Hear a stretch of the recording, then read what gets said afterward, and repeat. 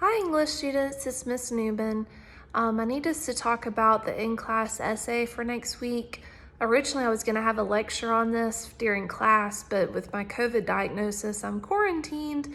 So I'm going to condense what would have been a class-long lecture into just a few minutes. So if you have any questions, feel free to ask. And I know this is unlike me. I'm used to doing our normal class length amount of time. So just let me know if you have any questions about the in-class essay, and I'll be happy to answer those if you want to email me or anything about those.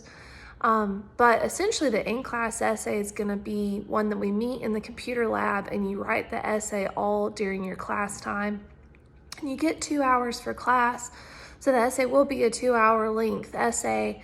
I've got 7 topic options, most of which are descriptive narrative, and that was that first type of essay that we wrote for the class. So it's really just telling a story using sensory details. That's most of the topic options, but since you do have 7 topics overall to choose from, you just choose one to write about. There should be a topic in the options that works for you and that you would be most interested to write about. And so really you're gonna get a sheet of paper that has the topics. You don't have to worry about MLA formatting. You don't have to worry about research.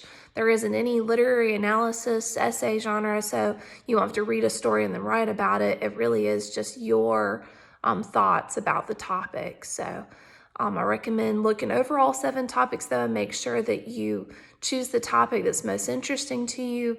Remember, you've got to do the 5-paragraph essay structure. So you'll have your introduction paragraph with a thesis at the end, 3 body paragraphs, and a conclusion. And for this essay, you don't have a word count length that's necessary, but it has to be 5 paragraphs. I'd recommend aiming for 5 sentences in your introduction and 5 sentences in your conclusion, and then try to get 8 sentences in each of those 3 body paragraphs. If you get 7, that's fine, or if you got 4 in a conclusion, that's fine, but just aim to have finished paragraphs so that way you'll have a completed essay by the end.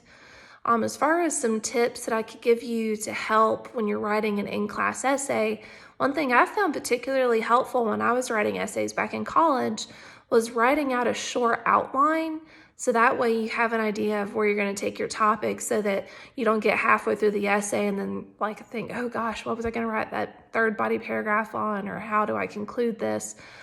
Take a few minutes at the beginning of the test to essentially map out where your ideas are going to go, what subtopics you want to write about, that sort of thing. Because remember, you don't have to worry about MLA formatting for this one. You can literally just put a title and start writing for the essay. So use the time you would normally use to start with double spacing and font and all that stuff, and just start thinking about where you want the topic to go. Luckily, I will be able to come back out of quarantine for the last week of class. And so we'll be in the usual computer lab that we're in, the writing lab next to the Writing Center. And I'll give you the topics. You'll open a Microsoft Word document and then you'll submit it in Blackboard, just how you submit all your final drafts. And I'll give you some more instructions on the day of, but I just wanted to give you guys a heads up that I will be back at campus for that last week and we'll be in the computer lab. We'll meet in there. But don't forget to finish up that lit analysis essay and get that turned in on the due date. But let me know if you have any questions about the in-class essay, but it is pretty straightforward. It's literally just the 5-paragraph essay, nothing extra, on genres that we've already written on in the past. And it's actually the easier genres, to be honest. You don't have to worry about any works-cited stuff, no outside research, no literary analysis as far as your interpretation of a story.